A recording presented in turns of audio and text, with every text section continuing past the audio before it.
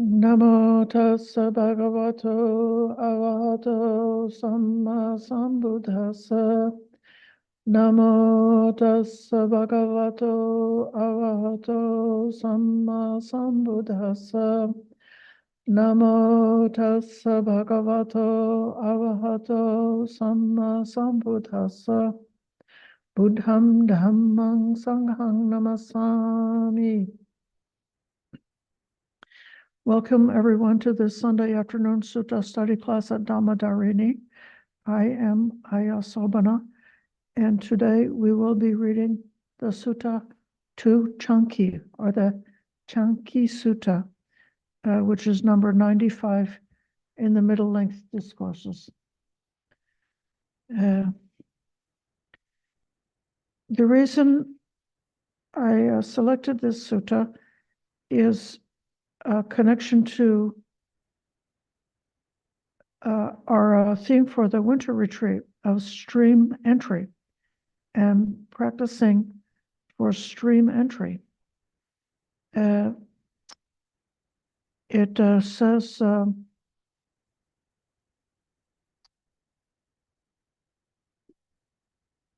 elsewhere in the Samyutta Nikaya and the Satapana Samyutta,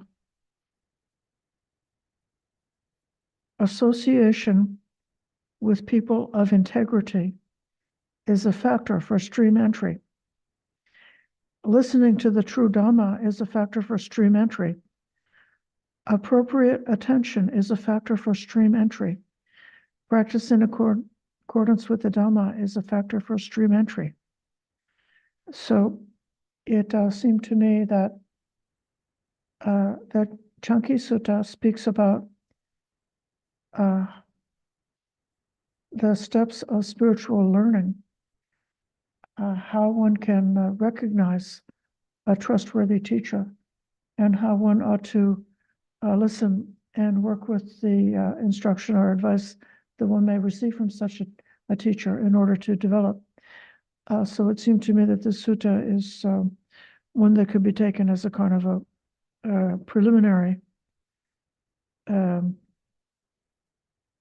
practice, or practice on the way to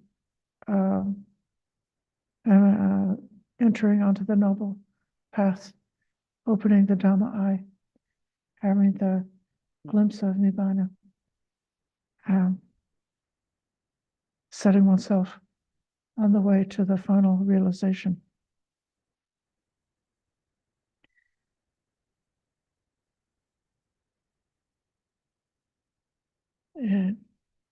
I'm going to share the screen and we'll just read along. I don't know if we'll be able to cover the entire sutta today, but if not today, then we'll continue it next week.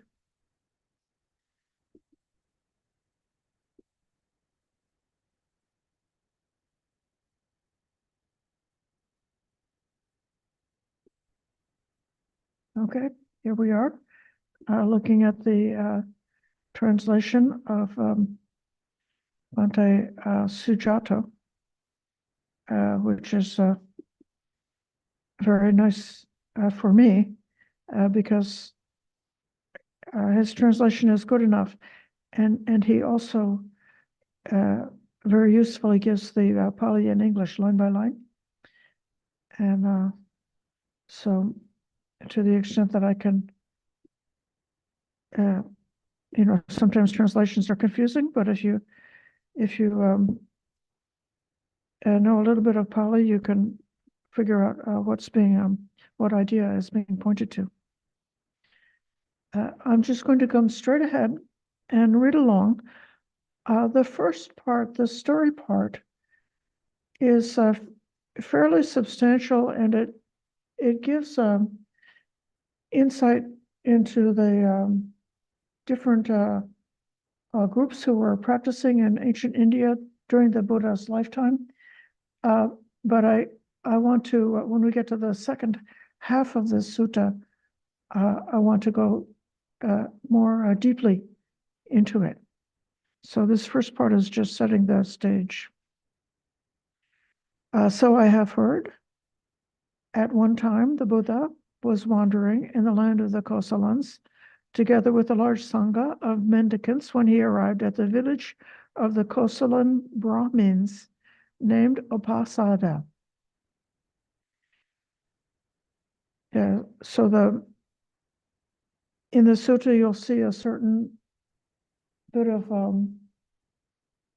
competition between Brahmins and the followers of the Buddha. You could say a little bit of propaganda, making the Buddha and his followers to be every bit as mighty and powerful, if not more so, than the Brahmins. So he arrived at this village. He stayed at the God's Wood of sal trees in northern Upasada.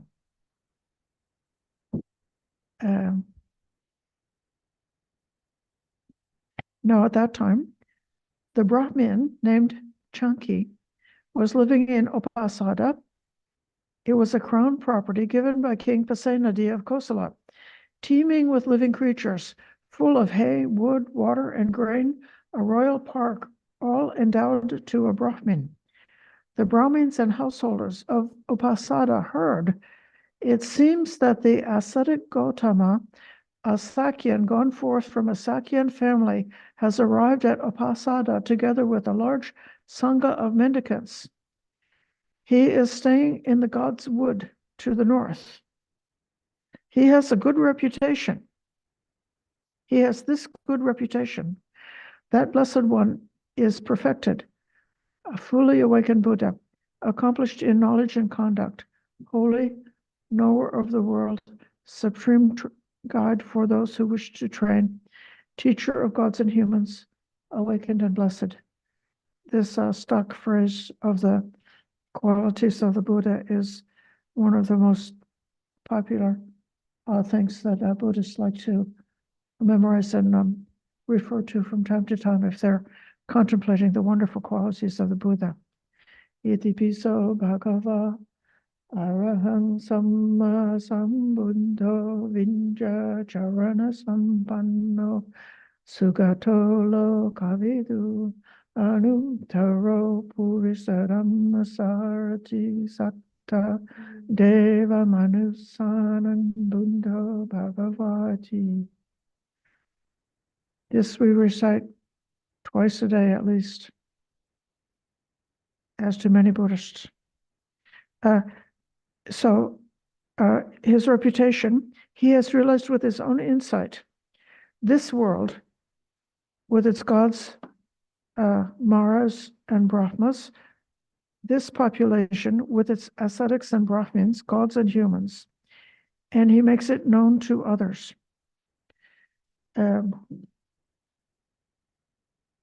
The gods are the heavenly beings, the Maras are the evil beings who try to block and hinder humans from awakening. The Brahmas is another level of the divine beings, and then the ascetics are referring to those who have renounced the household life, gone into the forest, and are doing different kinds of ascetical practices, meditation practices, and ascetic practices. And then the Brahmins is the other main category of religious specialists in ancient times. The Brahmins were more established in the household,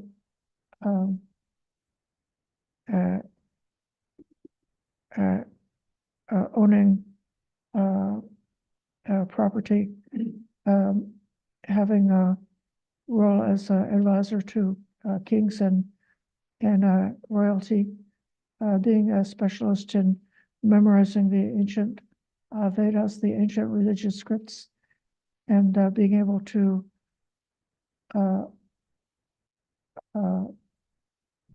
perform the recitation of the Vedas for the benefit of people. So a large emphasis on that recitation. So the Buddha understands all of it. So he's able to encompass all of it with his own mind.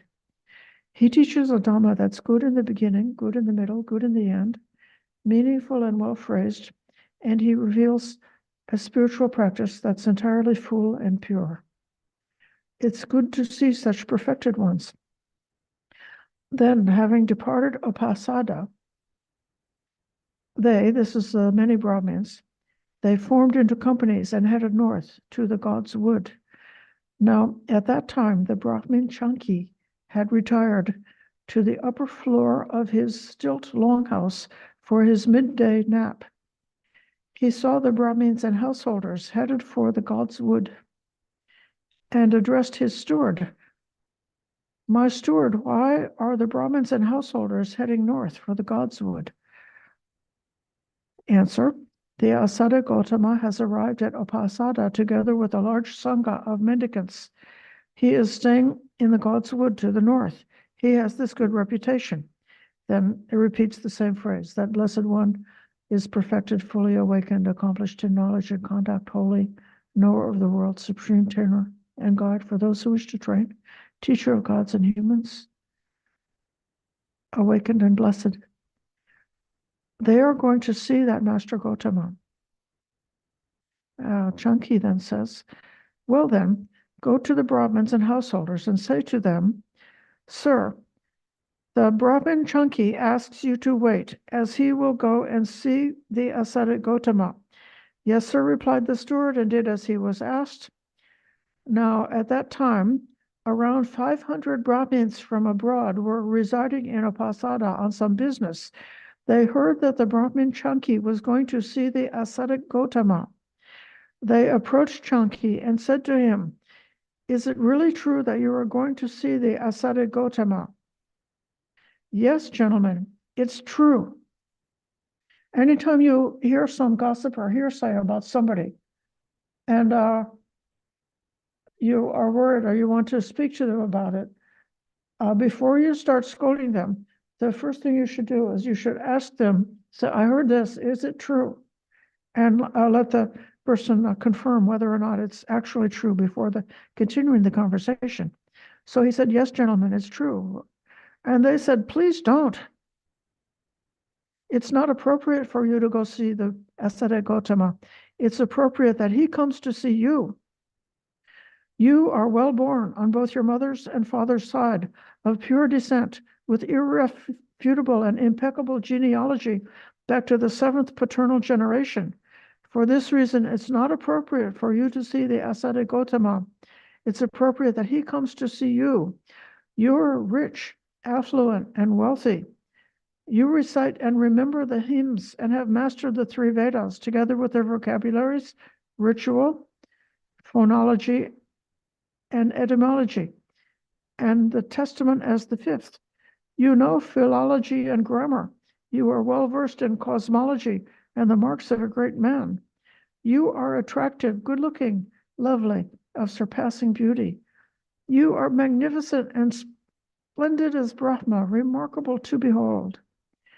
You are ethical, mature in ethical conduct. You're a good speaker with polished, clear, and articulate voice that expresses the meaning. You teach the teachers of many and teach 300 students to recite the hymns. You're honored, respected, revered, venerated, and esteemed by King Pasenadi of Kosala.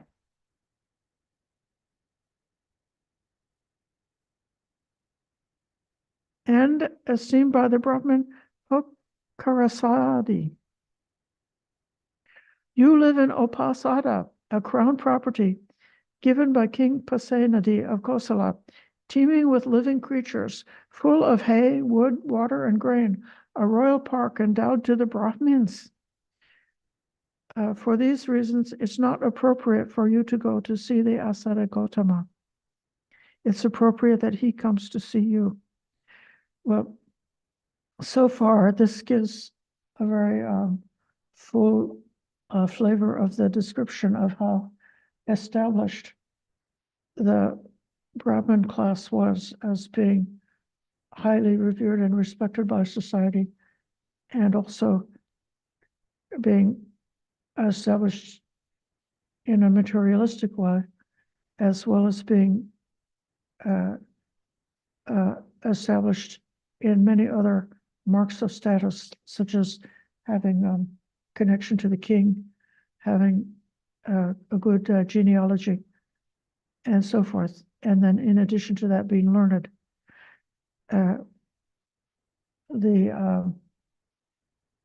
Buddha, as you'll see a little further, he came from a noble family. But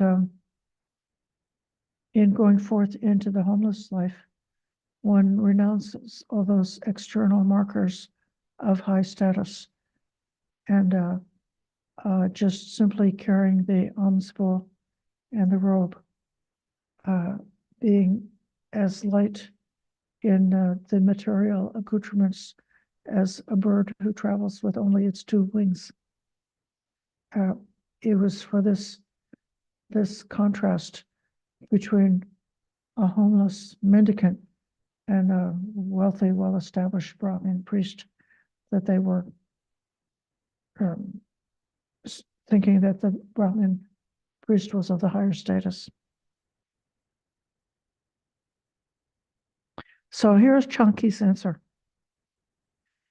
Well then, gentlemen, listen to why it's appropriate for me to go see the ascetic Gautama, and it's not appropriate for him to come and see me. He is well born on both his mother and father's side, of pure descent, with irrefutable and impeccable genealogy back to the 7th paternal generation. For this reason, it's not appropriate for the ascetic Gautama to come and see me. Rather, it's appropriate for me to go see him. When he went forth, he abandoned abundant gold and bullion stored in dungeons and towers. He went forth from the lay life to homelessness while still a youth, young and pristine, with pristine black hair, blessed with youth in the prime of life. Though his mother and father wished otherwise, weeping with tearful faces, he shaved off his hair and beard, dressed in ochre robes, and went forth from the lay life into homelessness. He is attractive, good-looking, lovely, of surpassing beauty. He is magnificent and splendid as Brahma, remarkable to behold. He is ethical, possessing ethical conduct that is noble and skillful. He is a good speaker with polished, clear, and articulate voice that expresses the meaning. He's a teacher of teachers. He has ended sensual desire and is rid of caprice. He teaches the efficacy of deeds and action. He doesn't wish any harm upon the community of Brahmins. He went forth from an eminent family of unbroken aristocratic lineage. He went forth from a rich, affluent, and wealthy family. People come from distant lands and distant countries to question him. Many thousands of deities have gone for refuge for life to him. He has this good reputation. The Blessed One is perfected, fully awakened Buddha, accomplished in knowledge and conduct, holy, knower of the world, supreme, guide for those who wish to train, teacher of gods and humans, awakened and blessed. He has the 32 marks of a great man. King Sainya Bimbasara of Magadha and his wives and children have gone for refuge for life to the ascetic Gautama. King Pasenadi of Kosala and his wives and children have gone for refuge for life to the ascetic Gautama.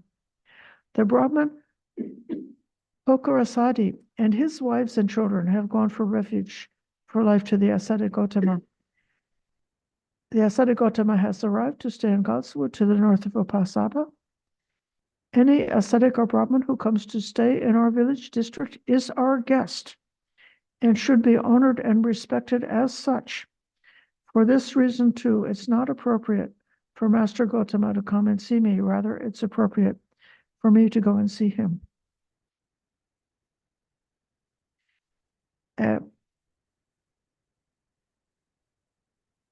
This is the extent of Master Gotama's praise that I have learned, but his praises are not confined to this, for the praise of Master Gotama is limitless. The possession of even a single one of these factors makes it inappropriate for Master Gotama to come see me. Rather, it's appropriate for me to go see him. Well then, gentlemen, let's all go see the ascetic Gotama. I'll pause here for a moment to see whether there are comments or whether anybody can see the value in setting up this story framework for the teachings that are to follow in this sutta.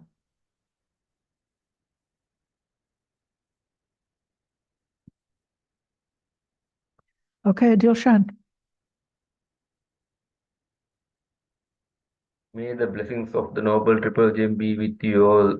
Thank you, Ayya.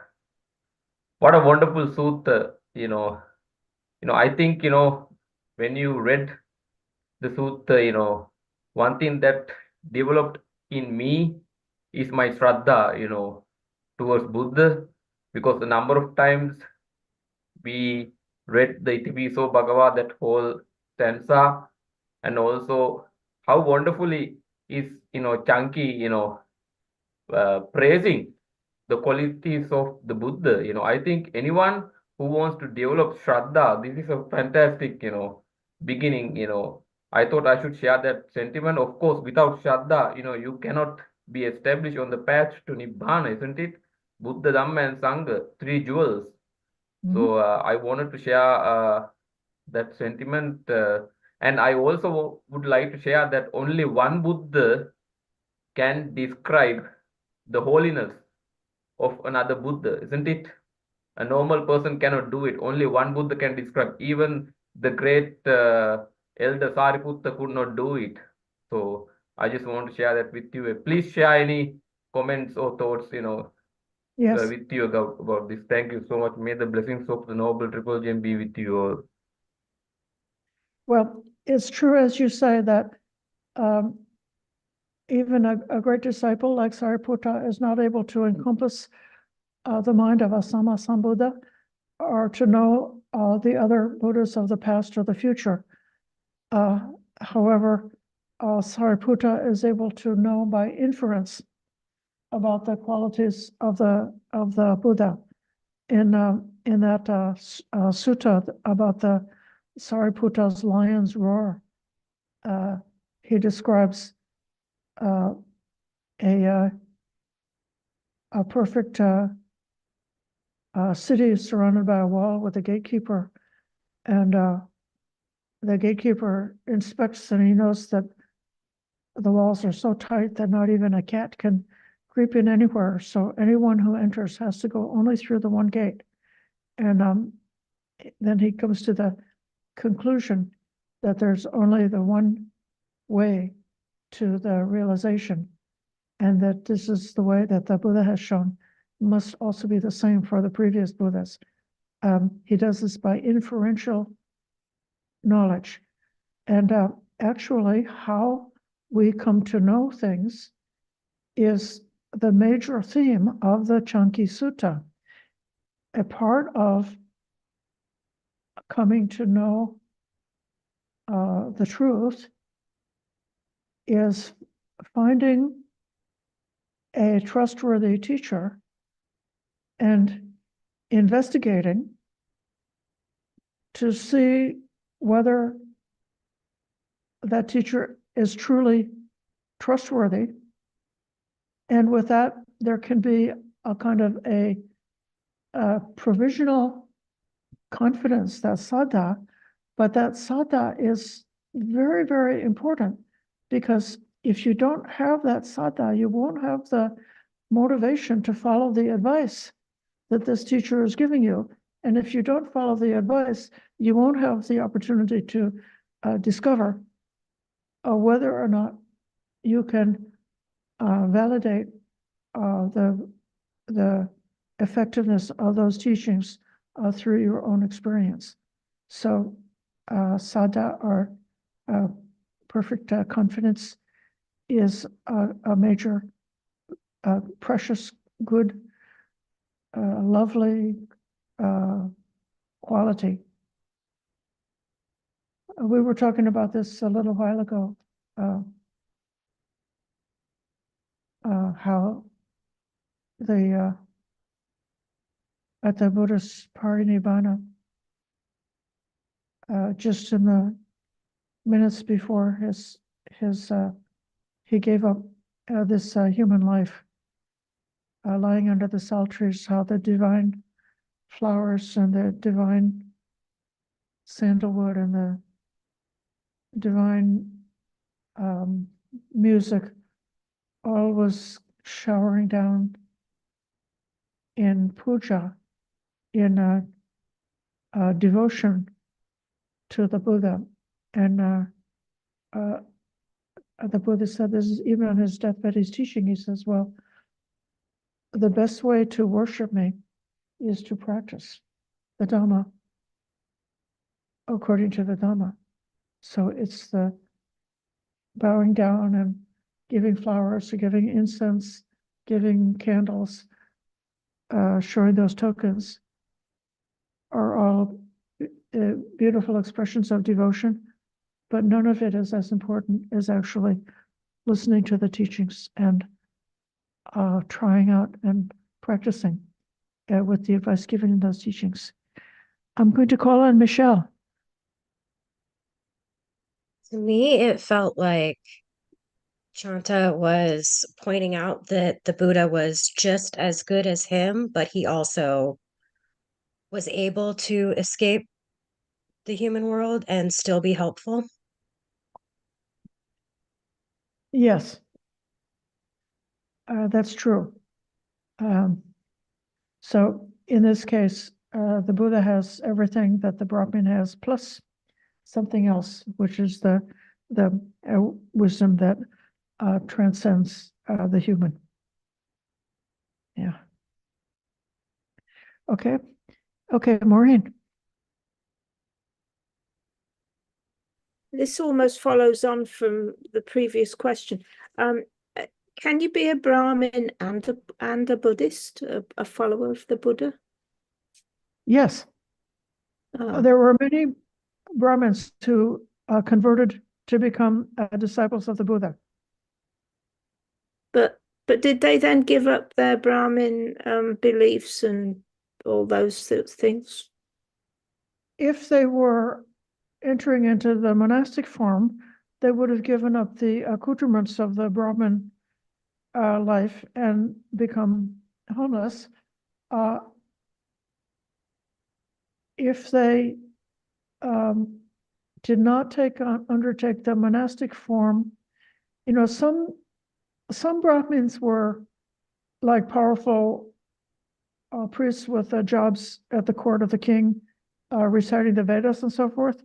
And some of them were more like householders who kept the sacred flame alive in the household, and who did many different kinds of like daily rituals as far as you know, bathing and different things around the house to, in a way, like sort of sanctify the processes of life. The Buddha did not generally tell people to give up what they had believed in before, unless they had a belief that was really harmful to them. There are very few things that the Buddha said, no, that's wrong, or this is unskillful, you should give it up. In many other cases, he pointed out ways in which like some kind of a wisdom aspect could be added into those, like those rituals, to make them become more meaningful and more significant in terms of the Dhamma. But there is a way that in the following centuries that Brahmanism did kind of creep into Buddhism, and there was a blending of Brahmanism and Buddhism. For example, in the style of chanting, the Brahmins had a particular style of chanting that was sort of operatic or something like that, and they thought they wanted everyone to chant in that way. And the Buddha kind of scolded them about it and said that suttas should be recited in a way that's understandable to people. But if you go to, at least in Sri Lanka, there's a kind of like this very long, sort of like drawn out, elaborated style of chanting. And that's kind of like it's a Brahminical style of chanting. And there are other things in philosophy, but I don't really know fully know the answer about what the Brahmin priest would do if they converted to become a disciple of the Buddha. If they didn't undertake the monastic form, would they carry on as a priest while believing in the Dhamma? Do you know the answer? Like in Pali, like Venerable Pali? Well, he was a bhikkhu. I mean, before he was. Yes, Brahmin. there are many bhikkhus who were Brahmins before, and they did have a little extra probation time before getting their bhikkhu ordination to help out with their conversion to the bhikkhu format. I see Richard has a hand up. Maybe he's going to give more information on this. Thank you, Ayya. I noticed something in the suttas one time, and I did a study through all the suttas. And it's when someone comes and says, okay, you've convinced me, I want to join the order, right? Mhm. And if they've been a member of a different order, he will always say, well, the Sangha usually has you go on a 4-month probation, but, I have my own, way of doing this, you know what I mean? And, but what I noticed was, and I couldn't find a single incidence that went against this rule, when the person was coming as a Brahmin, that was never done. It's only when they were coming a member of some other sect. And I think there's a clue here in this sutta where Canki is saying, sirs, the recluse Gautama holds the doctrine of the moral efficacy of action and the doctrine of the moral efficacy of deeds. And, Buddha talks about mundane right view and, understanding the law, right, of cause and effect is central to that, to that. And there's even a description of ajivikas, where they ask him, does he know of any ajivika that even, I think, went to heaven, I think was the thing. Mhm. And he said he only knew of one, but he accepted this law of action and reaction, this moral efficacy of action. So, but anyone can do this research on their own if they want.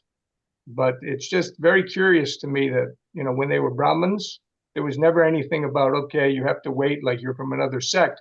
And I think it's because Buddha himself came from a sort of a Brahminical, he wasn't a Brahmin, but a Brahminical cultural type background, which had this mundane right view. These, I don't know, it's 7 or 8 or something, maybe 9 different things that are necessary to hold to be considered an educated person, as opposed to a common person that didn't believe in those type of things. Anyways, that's just an observation. Anyone can come to their own conclusion, but I think it's kind of an interesting observation. Thank you very much. just to wrap up this theme, according to the scholar Bronkhorst, who's somewhat controversial, but I like him very much. Khorst, Greater Magadha. Bronkhorst has the view that the Khattiya class, or the warrior class, which was the upper class of the Buddhist society, was in kind of a different geographical area from where the Brahmins were the most dominating. So Brahmins were not unknown, but they were not that prevalent in the locality where the Buddha was. So there were two different high class groups that were prevalent in different geographical areas that were partly overlapping. And that may be another reason why they were not so much competing as the different sects. I don't want to spend too much longer on it, but I'll take Dilshan. You have a question, a comment. Go ahead. Yeah. May the blessings of the Noble Recollection be with you all. Yeah, thank you. I wanted to add that, I don't recall where this story, comes. So Buddha did not welcome the snake clan into the order. There was a story where, there was this monk who was in this kuti, and a fellow monk would see, that this monk had the qualities of the nagas, like, the demeanor and the way it, consumes arms and whatnot. So one day a fellow monk would see this, snake actually, who came in the form of like a man. So Yes. then this monk who realized, the fact that this monk is not actually a human, but is, a snake from the snake, clan, he went and complained to the Buddha that, this is not a human. So then the Buddha invited to that monk or the Naga and asked, "Are you a Naga?" Then he says yes, because he did not lie. That's one of the qualities of the Naga clan. So on that day, Buddha, refused to give him, give him the right to become a monk. I do not know on which basis. I don't recall. This is like a long story. But then he asked Buddha to make a promise. That is, each time when a monk, participates in their upasampada, Buddha has the teacher has to ask, "Are you a Naga?" So that, question is being raised even to date. I'm sure you know this, that's why, one of my friends who became a monk recently, he mentioned that, he was asked that question, "Are you a Naga?" So it's a little bit, interesting, but I do not know on which basis Buddha, did not welcome, that Naga in that particular scenario. Thank you so much. So you can be a Brahmin or someone who's converting from a different religion or a different sect, and you can be coming from any class of human, whether it be royal nobility or the trade class or a servant class or an outcast, but you have to be human to be ordained as a bhikkhu or a bhikkhuni. You cannot be an animal.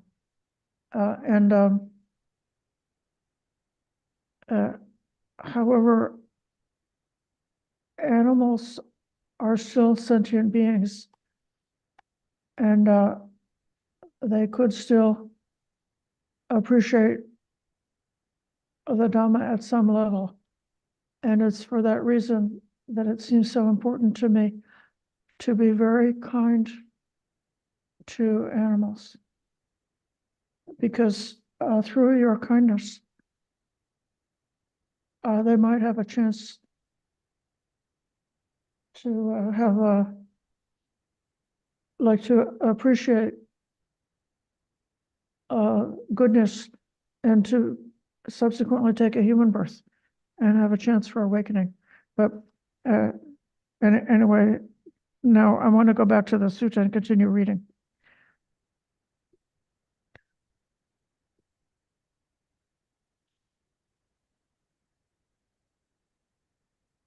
Okay, Canki, together with a large group of Brahmins, went to the Buddha and exchanged greetings with him. When the greetings and polite conversation were over, he sat down to one side. Now, at that time, the Buddha was sitting engaged in some polite conversation together with some very senior Brahmins. And the Brahmin student, Kapatika, was sitting in that assembly. He was young, tonsured, I think that's his hairstyle, 16 years old. He had mastered the three Vedas together with their vocabularies, ritual phonology, etymology, and the Testament as the fifth. He knew philology and grammar, was well versed in cosmology and the marks of a great man. While the senior Brahmins were conversing together with the Buddha, this teenager interrupted. Then the Buddha rebuked Kapatika. Venerable Bharadvaja, don't interrupt the senior Brahmins. Wait until they're finished speaking. When he had spoken, Canki said to the Buddha, Master Gautama, don't rebuke the student Kapatika. He's a gentleman, learned, astute, a good speaker. He's capable of having a dialogue with Master Gautama about this. Then it occurred to the Buddha, clearly the student Kapatika will talk about the scriptural heritage of the three Vedas. That's why they put him at the front. Then Kapatika thought, when the ascetic Gautama looks at me, I'll ask him a question. Then the Buddha, knowing what Kapatika was thinking, looked at him. Then Kapatika thought, the ascetic Gautama is engaging with me. Why don't I ask him a question? And he said, Master Gautama, regarding that which by the lineage of testament and by canonical authority is the ancient hymnal of the Brahmins, the Brahmins come to the categorical conclusion, this is the only truth. Other ideas are silly. What do you say about this? And now the Buddha is talking about preserving the truth. That's what this next section is about. Well, Bharadvaja, is there even a single one of the Brahmins who says this? I know this. I see this. This is the only truth. Other ideas are silly. No, Master Gautama, that's regarding one's personal direct knowledge. I know, I see. Well, is there even a single teacher of the Brahmins or a teacher's teacher or anyone back to the seventh generation of teachers who says this? I know this. I see this. So this Janama, Janata, this is a direct knowing. Pasati, this pasami, that's the direct seeing. No, Master Gautama. Well, what are the ancient seers of the Brahmins, namely Attika, Vamaka, Vamadeva, Vasamita, Yamadagi, Angirasa, Bharadvaja, Vaseta, Kassapa, and Babu? They were authors and propagators of the hymns. Their hymnal was sung and propagated and compiled in ancient times. And these days, Brahmins continue to sing and chant it, chanting what was chanted and teaching what was taught. Did even they say, we know this, we see this, this is the only truth, other ideas are silly? No, Master Gautama. So, Bharadvaja, it seems to me there's not a single one of the Brahmins, not even anyone back to the seventh generation of teachers, not even the ancient seers of the Brahmins who say, we know this, we see this, this is the only truth. Other ideas are silly.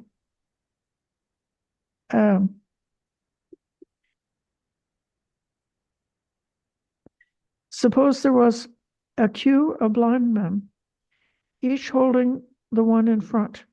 the first one does not see, the middle one does not see, and the last one does not see. In the same way, it seems to me that the Brahmin statement turns out to be like a queue of blind men. The first one does not see, the middle one does not see, the last one does not see. What do you think, Bharadvaja? This being so, doesn't the Brahmin's faith turn out to be baseless? The Brahmins don't just... Okay, so now he's giving a rebuttal. The Brahmins don't just honor this because of faith, but also because of oral transmission. Okay, so the Buddha is debating. First, you rely on faith. Now you speak of oral tradition. These 5 things can be seen to turn out in 2 different ways. Now, this is a very important sentence. What 5? Faith, endorsement, oral tradition, reasoned contemplation, and acceptance of a view after consideration. Even those who have full faith in something, it may be void, hollow, and false. And even if you don't have full faith, it may be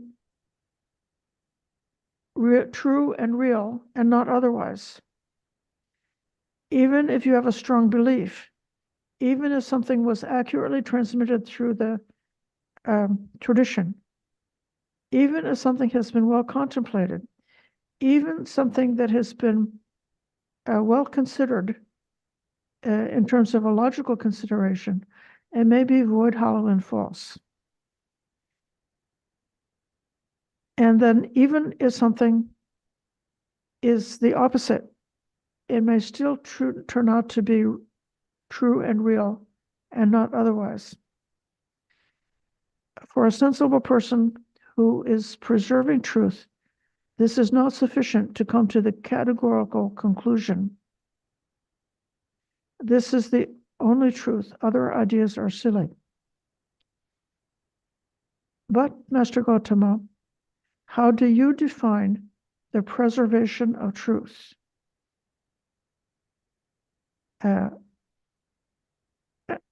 If a person has faith, they preserve the truth by saying, such is my faith. But they don't yet come to the categorical conclusion. This is the only truth. Other ideas are silly. If they have a belief, if they received an oral transmission, or they've done a reasoned reflection about something, or accepted a view after contemplation, they can preserve truth by saying, such is the view I have accepted after contemplation. But they don't yet come to the categorical conclusion. This is the truth. Other ideas are silly. So something that we have faith in, it might be true, or it might not be true.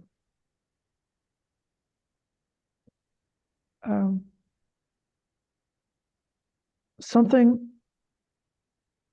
which is passed down in the tradition might be true, or it might not be true.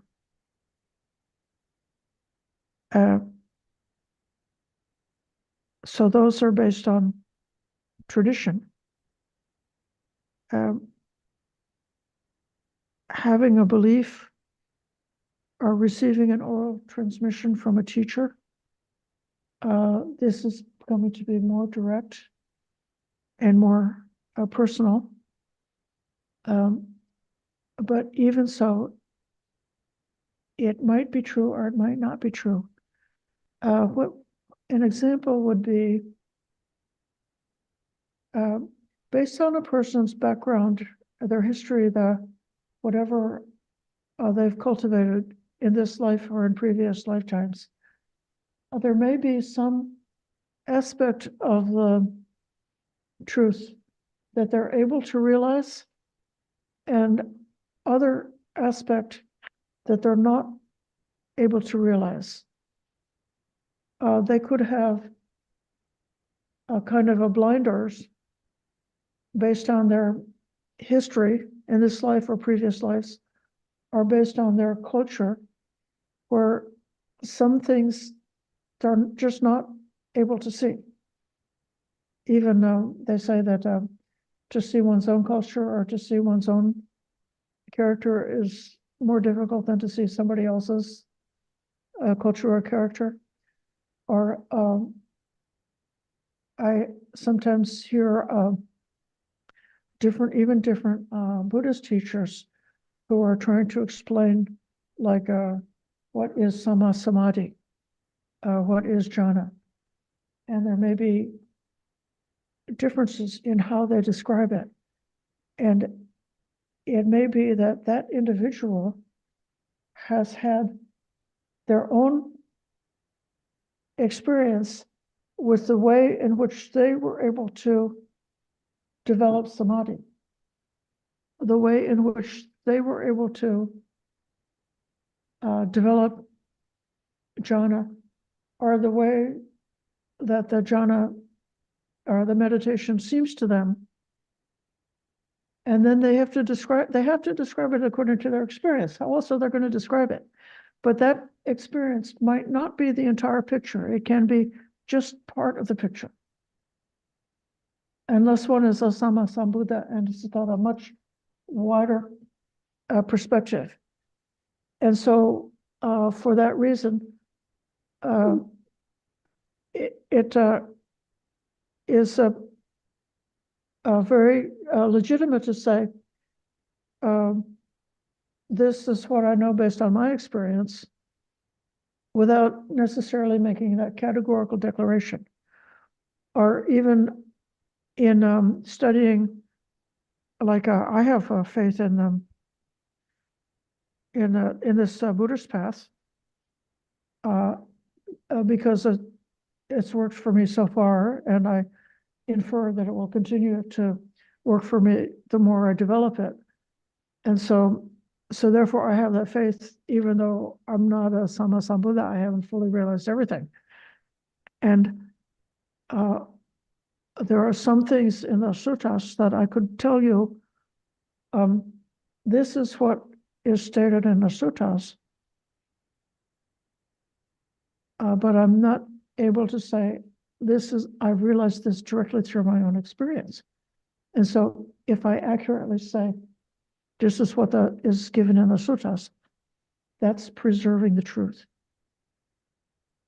And then each of you have got the invitation to come and see, to try for yourself and see what you can discover for yourself. When it comes to the part about the logic, the reasonable reflection and contemplation, the particular way in which one can take a wrong turn is that in any system of philosophy or religion, there are certain, like a basic premise, and then from the basic premise you can build up inferences. But if the underlying premise is not completely true, then all the things that you infer based on that will get farther and farther from truth. And if all of the things that you are inferring from the basic underlying premises are not being connected with experience and with a reality that one is able to experience directly, then it just becomes like a castle in the sky that's disconnected from the truth. And the Buddha did not praise that style of thinking. But one can preserve the truth, saying, like based on the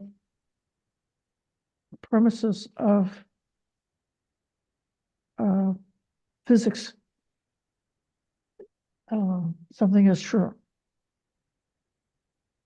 If you put that caveat on it, but not making it absolute truth.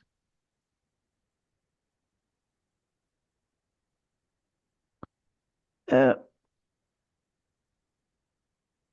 then, so the next section is called Awakening to the Truth, but I want to pause here a minute and see if you understand what is meant there by preserving the truth. Okay, Michelle. So I feel like what I got out of that was that whatever you believe may be true, it may be false, but either way, you should keep an open mind because you could never truly know. Yes. You can truly know something in part that aligns with your experience, but that may not always and everywhere be able to be the entire truth. So if, I got a feeling that something's not right, sort of like, that's my truth. And there can be something in there that's of value. So I'm not trying to say that you should just, everything is relative and there's no way of knowing anything at all. But instead, as you go later on, it's like through what you can test out through experience, you can discover a truth which is matching up with reality as it is, which you are able to experience directly. But don't mistake a partial view of the truth for the entire truth. Okay, you understand? Very good, thank you. Richard? Yes, thank you. When Buddha asks, do any of the people who compiled the Vedas, did they say that this is absolutely true and nothing else is true? In the Rig Veda, there's actually a line where one of the sages, I think there's 7 sages maybe altogether who are considered the writers of the poetry of the Vedas. And there were 3 Vedas at the time of the Buddha, not the 4 we have today. But the Rig is considered the oldest one. And in there, near the end, one of the sages says, he's sort of like describing, well, maybe the absolute truth is like this or like that or like that, like that. And at the end, he goes, he says, it's either he says, but no one knows, or he says, but who knows? In other words, when the Buddha asked that question, he knew the answer to that. And the Brahmin had to affirm, yeah, in the Vedas, no one says that this is the complete truth and everything, because it's actually in the Vedas that they say nobody really knows, that, at least for them, those sages. Anyway, I thought that might be interesting to people. Thank you. You know what? This field, I guess in philosophy, is that called epistemology? It's the branch of philosophy which is concerned with how reality can be known. And as I have read in David Kalupahana's books,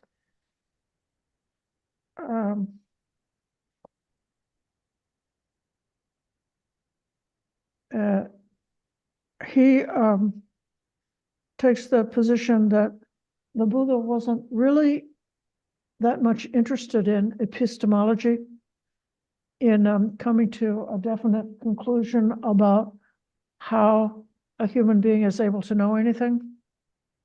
Instead, the Buddha was concerned about the suffering, the cause of suffering, the end of suffering, and the way to the end of suffering.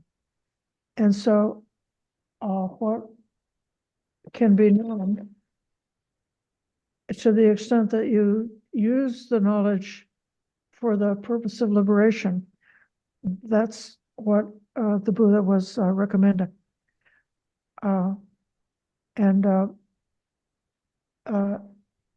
So in a certain way, he's criticizing these claims about absolute knowledge in a way that sort of like undermines the whole enterprise of trying to save yourself by having absolute knowledge.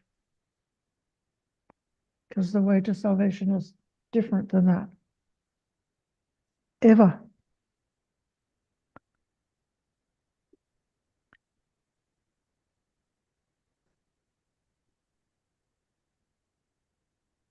I think you're muted. Here we go. Thank you, Ayya. Is it okay now? Can you hear me? Yes. Thank you. Thank you so much for this sutta. I've read this one even in groups several times, and I've always had in my mind why is it the preservation of truth? And I think finally I'm starting to see, and I don't know if you could correct me on it if I'm wrong or not. But by preserving the truth, even if if we don't know it, or we do know it, or we're coming close to it, if we're at least honest with ourselves and say, okay, I'm not really quite sure yet, then at least that way we are preserving the truth by letting it be unadulterated by our own misunderstanding of it. And I also wonder what the Pali word is that's being used, and if it has any other renderings. Okay. Thank you.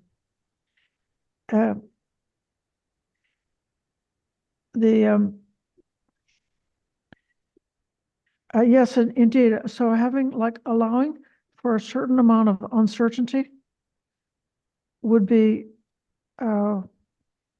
what he's referring to. And then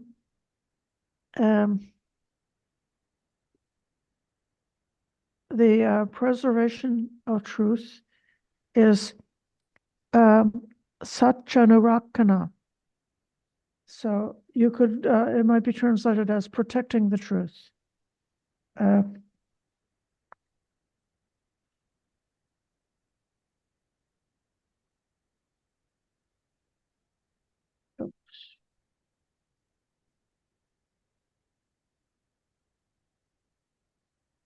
So let's continue.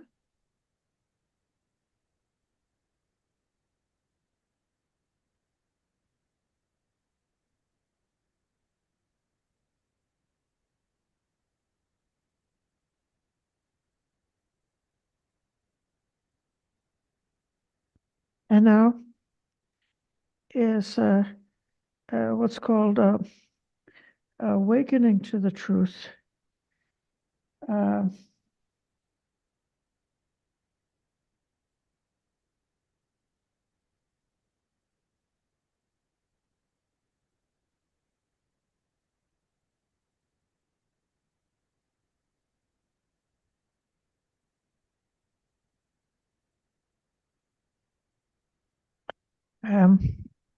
Satcha nubodha. Satcha, truth, anu, together, and then bodha, or bodhi, that's awakening.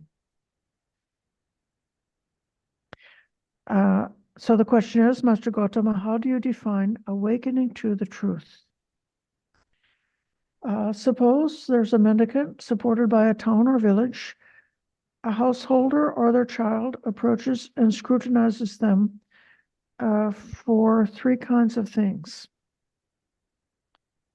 Things that arouse greed, things that provoke hate, things that promote delusion.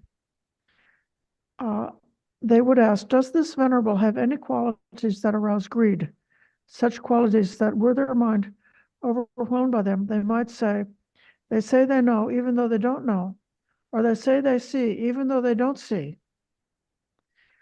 Or they might encourage others to do what is for their lasting harm and suffering. Scrutinizing them, they may find this venerable has no such qualities that arouse greed. So in this case, this is doing this kind of preliminary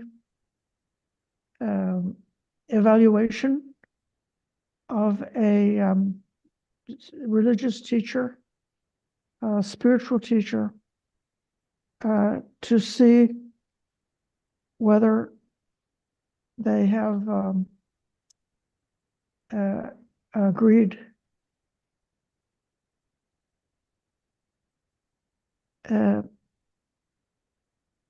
hatred and delusion.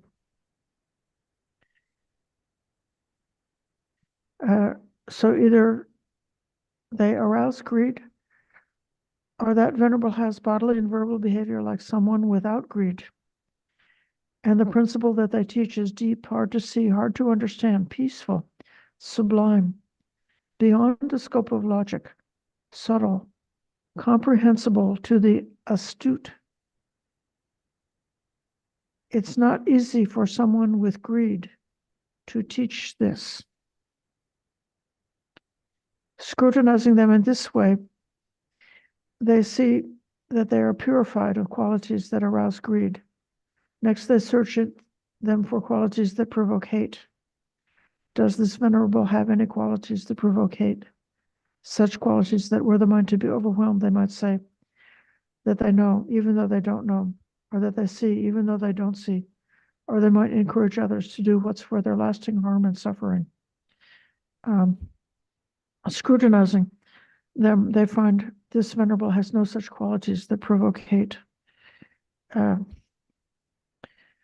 This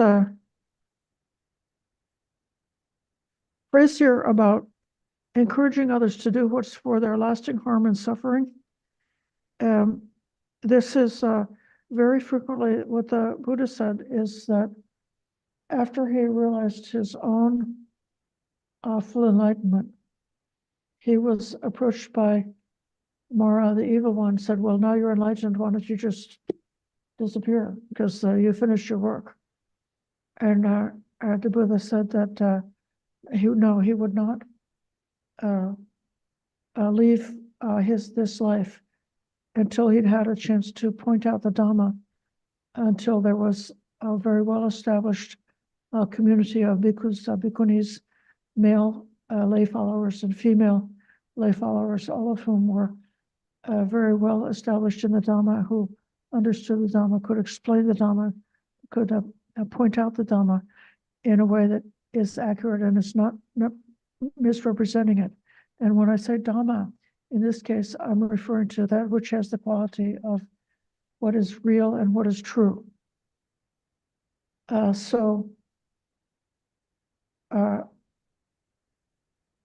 There are a lot of ways that, as we know in our modern times, because we see all the trouble with fake news and propaganda and so forth, there are ways in which concepts can be used to twist the truth and persuade people to follow something which is not true. And this is the one thing that, more than anything else, the Buddha put his foot down and pointed his finger and he said, that is for the harm of gods and humans if you misrepresent the Dhamma and cause others to take up a twisted, distorted understanding of the truth because you've misrepresented it. This will harm them and it will harm you for a long time to come. And then likewise, he said of himself that his mission was to help others, to help the gods and humans for a long time, to point it out in a way that's accurate and impeccable in that way. So this, for those of us who we're either a Buddhist teacher, or if we are a monastic, or if we enjoy having Dhamma discussions and speaking about the Dhamma with others, then we should be really conscious about greed and hatred, and whether greed and hatred can creep into our hearts while we're speaking about the Dhamma. Could we start to think, if I say something about the Dhamma and some student is saying, wow, that's great. Oh, thank you for saying that. Oh, what a great teacher you are. And then if greed comes into my heart and I start to think, oh, what a great teacher am I, because they like me, then immediately whatever I'm trying to speak about becomes very corrupted. Or if I am teaching the Dhamma in a way which is making other people or other groups or other sects into some outside group, that it's okay to disparage them and look down on them, and to make the Theravada Buddhists superior to the Mahayana Buddhists, or the Buddhists superior to the Hindus, or the religious peoples superior to non-religious people, or any way that teaching is used to make that inferiority superiority, and to have a contempt for others. We've really drastically taken a dangerous wrong turn, and likewise, if this is on the ground of delusion, if perhaps because of greed or hatred, we've allowed some kind of corruption or some kind of delusion to creep into our way of understanding the Dhamma, and if we then speak from that place and are expressing a corrupted, distorted Dhamma, it's harmful. I don't do that.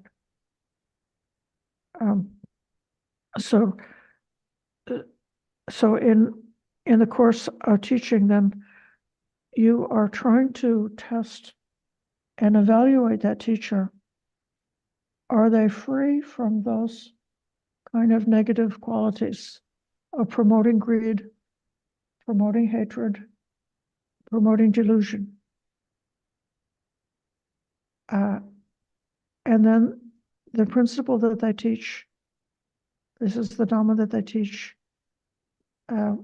it says here, has the qualities of being deep, hard to see, hard to understand, but peaceful, sublime, beyond the scope of logic, subtle, and comprehensible to the astute. That's what is able to be directly experienced by it's Pandita Vedaniyo. That maybe could be more accurately described as what can be experienced by the wise.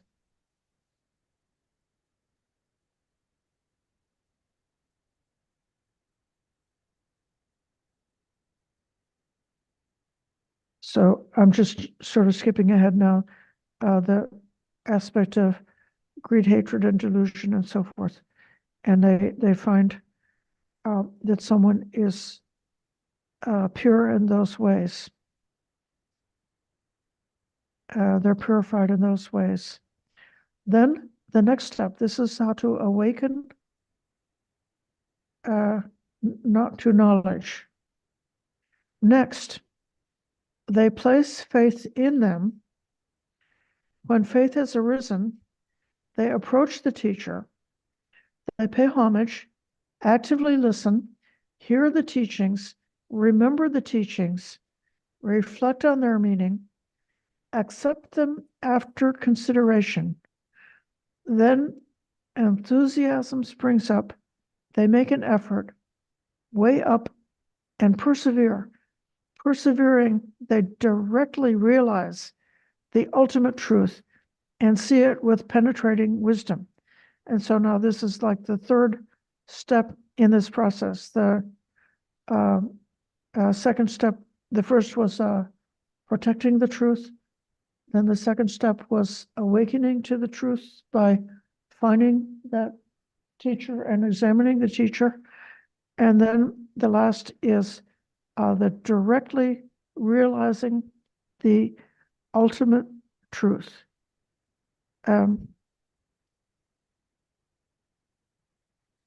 And seeing it with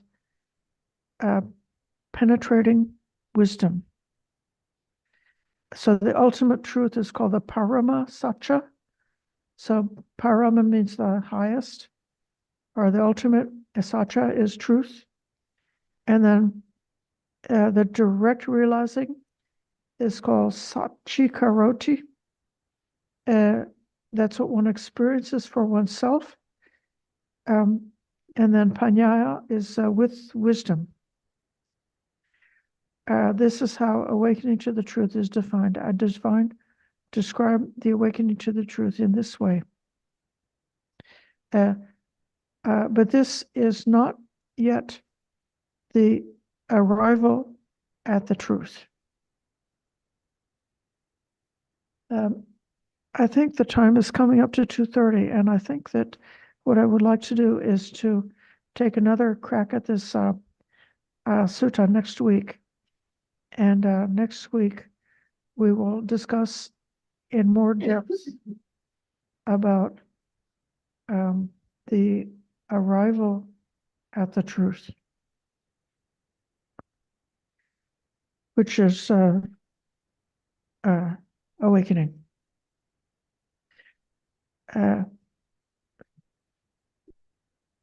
So I would like to welcome any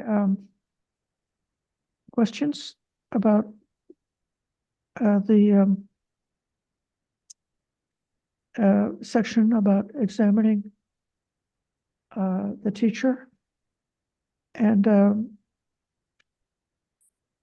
how it is. Do we really believe that it's a good idea to put our faith in that teacher who seems to have those qualities, but we're not yet enlightened ourselves? So, how can we know? How can we, with wisdom and discernment, make a smart choice about which teacher we are going to trust? I'll call on Ananaya.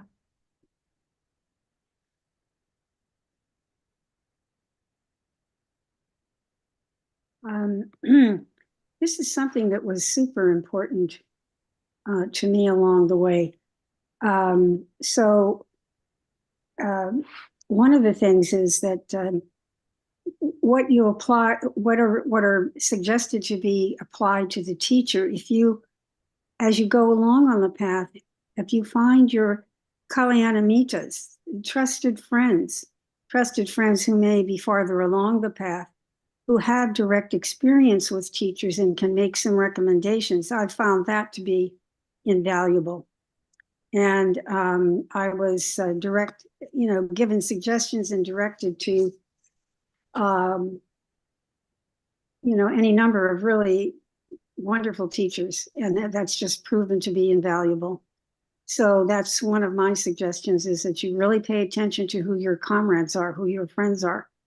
That being one of the chief qualities to cultivate on the path, as in any way, as the Buddha points out, is that the Kalyanamitta is a key factor in development and movement towards enlightenment.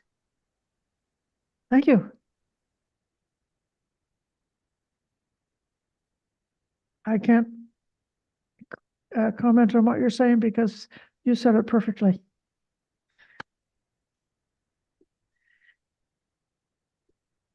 Dilshan. Yeah, may the blessings of the Noble Refulgent be with you. Thank you, Ayya. I would like to make a reference to the Dhammakatika Sutta, where the Buddha says, I may not remember the exact words. So basically he says, anyone who elucidates the impermanent nature of the Panchupadana Skandha, and therefore helps one understand or helps one deracinate Raga, Desha, Moha, Ragakyo, Deshakyo, Mohakyo, Nibbanam. Raga, Desha, Moha, that is the right teacher. That person is my student, and therefore that person can, teach Dhamma to another person. So that is the perfect teacher for me. And, when someone, says that ragas and dveshas and mohas need to be deracinated, when someone says that because of eye, because of ear, because of nose, tongue, and those big fives, we develop those raga, desha, moha, and therefore those need to be deracinated. I think that is the teacher for me, personally, because That's why I reference, the Dhammakatika Sutta, where Buddha says how, how a proper teacher goes about their business, because it's about, crossing over samsara. At least in my case, why are we listening to them? Why are we making great deal of effort every day to be in the practice? Because, in my case, I don't want samsara. I don't want, so, I want to share my personal perspective. So, just my personal sentiment. So thank you so much. Thank you. It's very true that after we have developed a certain kind of a ground in the fundamental Dhamma, once we have tested and worked with it and cultivated our own personal spiritual growth, then we can have these kind of like ground rules about how to recognize something that's in line with the Dhamma that we want to practice. So a practice that's free from greed, hatred, and delusion is a kind of a Dhamma that we want to practice. Another guideline that I heard of is related to the Eightfold Noble Path.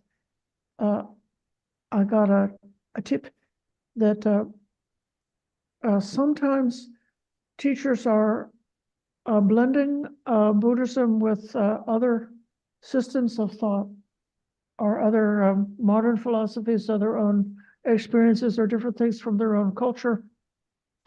And so if you are hearing a teacher talking about something and you can't have difficult to understand, like, is this Buddhism or is it something else? If you could inquire whether that teaching can be related to the Eightfold Noble Path, then it sort of is within the corral of Buddhism.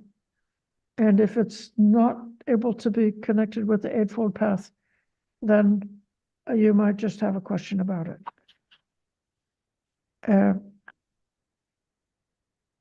I'm going to call on Ayya Sobhana.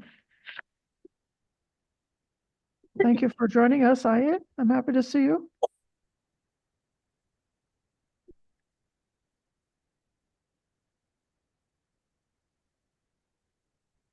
You're muted. Okay, there I am. Yeah, when I listen to this, I read the sutta, and they talk about the Lord Buddha is talking about examining someone, and there's another sutta where you even stay with someone, you observe them carefully, and you see they're free from greed, hate, and delusion. I think a person like that is extremely rare in the world, and I think that when a teacher is preserving the truth and saying that this is my understanding based on these teachings, and not speaking like there's some kind of ultimate authority, and also examining that they aren't driven by greed. Yeah, I think that sometimes that's not, these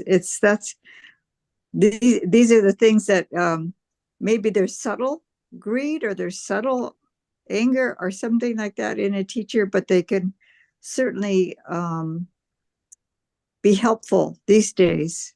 But I think if we're relying on the Lord Buddha as our ultimate teacher, and that these the teachers that we go to are referring to the Buddha's teaching as their source, that it isn't like they're not aggrandizing themselves. I think that's what you were indicating about earlier when you were talking about feeling flattered or letting the popularity go to their head. I think we're all in a position of, you've used this term, but that we're kind of to be a good salesperson for the teaching, that we have to be able to represent it well, and to be working or at least working on purifying our hearts, because especially monastics are put in a position to be teaching maybe before they've reached any stage of awakening, or maybe they're knowledgeable, but they haven't entirely purified their hearts. So I think that first part about being preserving or protecting the truth is something that a person would look for. Is this person actually preserving the truth the best of their ability? And are they representing the teaching well? So thank you for this beautiful embarking on this beautiful sutta. It's a very important sutta. Okay, thank you for making a comment, and I'm happy to see you here in the discussion. I see a question that came in through the chat. It's I'm confused about how hierarchy affects this relationship. Many times I hear one should aspire not to see themselves as superior or inferior or equal, because that supposes identification. But several times in this sutta, hierarchy or status is mentioned. How should one see this in relation to their teacher? And they said their connection is weak, so they gave it in the chat instead of through their voice. In this case, I believe that the setup of the story, with all of that puffery around the philosophy, the status, and being a friend of the king, and having a good genealogy going back 7 generations and so forth, was set up as a kind of an ironic contrast. And so like a superficial level, the Buddha's great on those areas, but that's nothing compared to being able to manifest and realize the ultimate truth, or being able to point out the truth in a way that helps another person to be able to wake up to the truth. So this process of transmission is really important. The truly great teachers in the world, when you see them, it's very typical that you don't get a feeling of somebody who's puffed up and sitting on their privilege.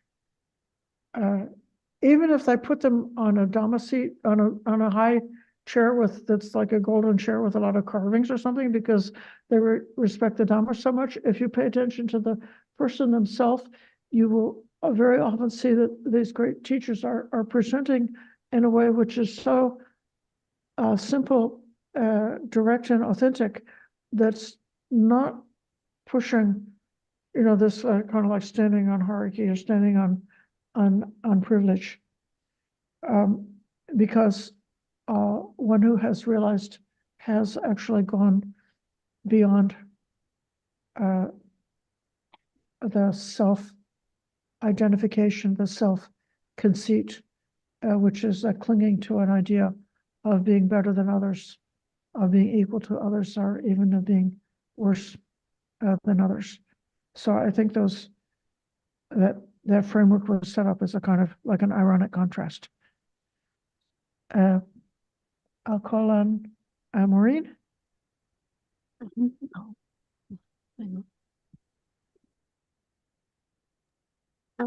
Am I unmuted? Yes. You're good. Yes.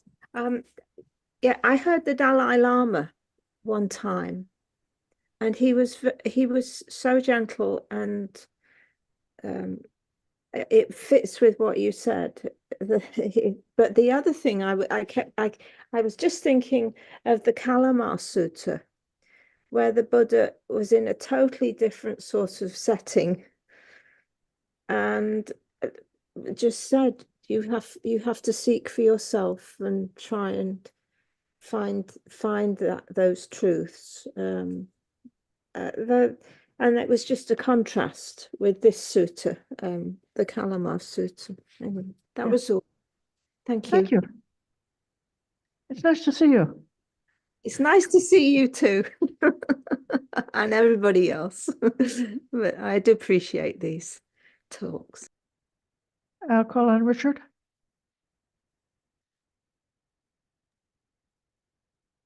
Thank you, Ayya. Just quickly, this idea of being better, same, or worse, I think that's ultimately, of course, there's some ultimate expression of that, but I think it's more like, you know how a person might say, a worldly person might say, I'm just as good as they are.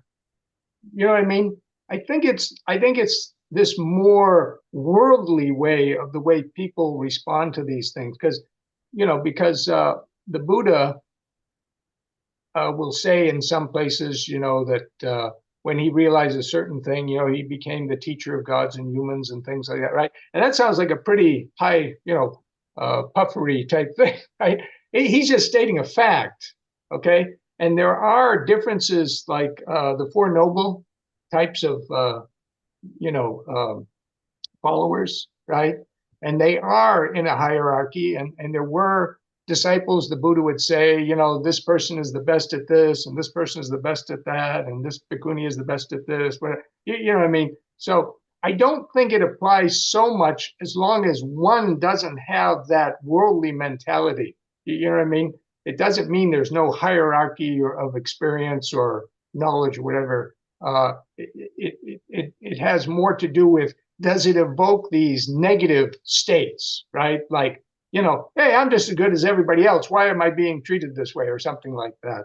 I always think that's a good example. The other thing is that, when you're looking for a teacher, if you notice in this example, it says, here, Bhardvaja, a bhikkhu may be living in dependence on some village or town, and then a householder's son goes to him and investigates him in regard to three kinds of states. So Buddha is not talking about himself, the Buddha. He's saying that, one of his followers, right, might be there doing this, right? So, go ahead and investigate him. And later on, it says,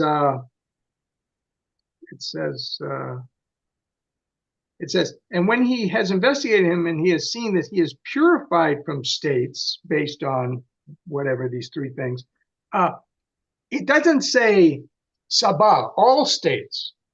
So what I think you're looking for is someone who's attained a certain amount of realization and self-control, so that even maybe they might still have some of these things in them, because these things do not disappear until you become an arahant, right? So, but they should be reduced. They should be greatly reduced, and their action shouldn't be, based on any of these things. You know what I mean? Their general actions. Because otherwise, if you took this to an extreme, you're saying, well, only an arahant really can teach anybody anything, and I don't think that that's what Buddha's implying, and that's why he starts out saying, a bhikkhu, or it could be a bhikkhuni, whatever, is, dependence on, is in some area, in other words. He's living there and staying there for some period of time, or she's there staying for some period.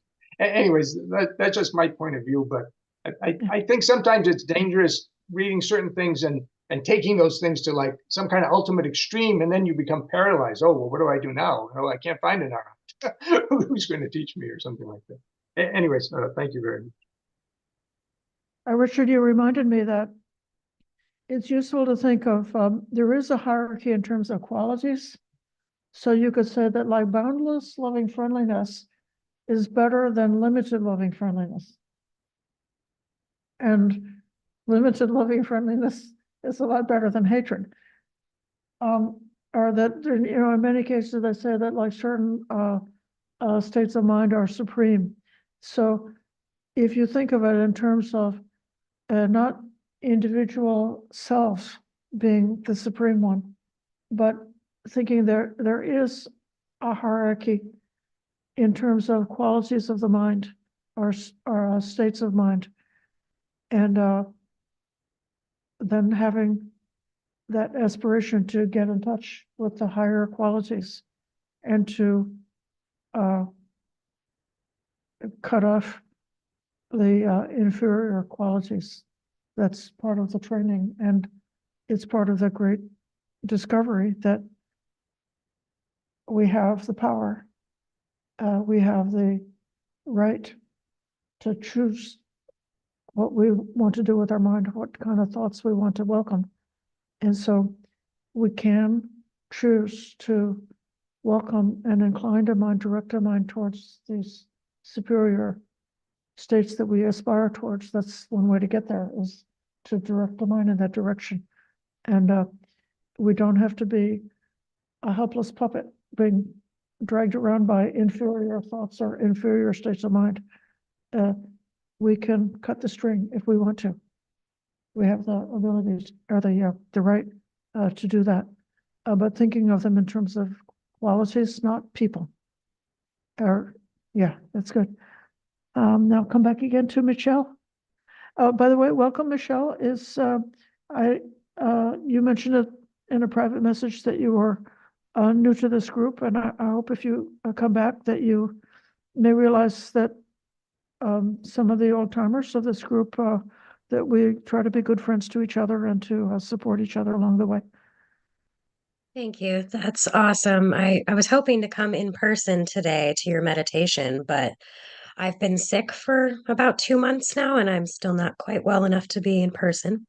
I just wanted to quickly point out that it's really interesting that this idea of hierarchy only in terms of personal qualities, but not in terms of teachers are necessarily better than students, is completely relevant to the current psychological teachings. I'm a psychology student in a master's program, and they point out the same kind of thing, that as a psychologist or a therapist, you're supposed to be an outlet, kind of a bouncing wall for ideas for the client to simply find out how to help themselves. You're not better than them just because you have the education and the knowledge.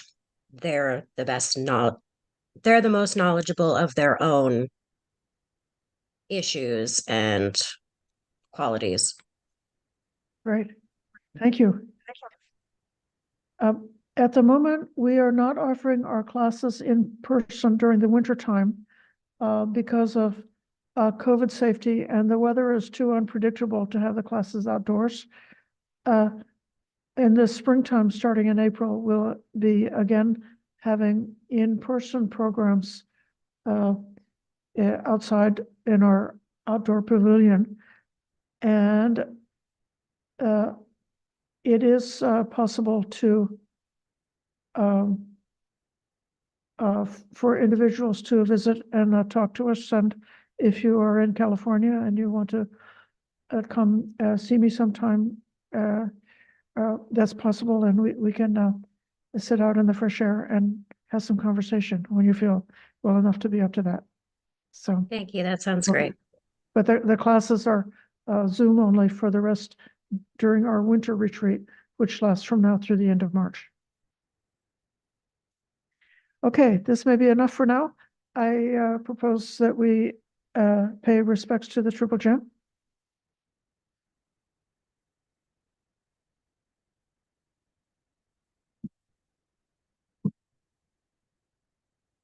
Araham Samma Sambuddha Bhagava Buddhang Bhagavantam Abhivademi. Suvakato Bhagavata Dhammo Dhamman Namassami. Subharipanno Bhagavato Savakasano Sangham Namami.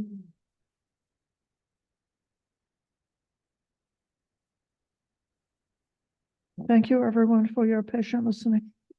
Thank you, Ayya. I'm so glad you sound much better.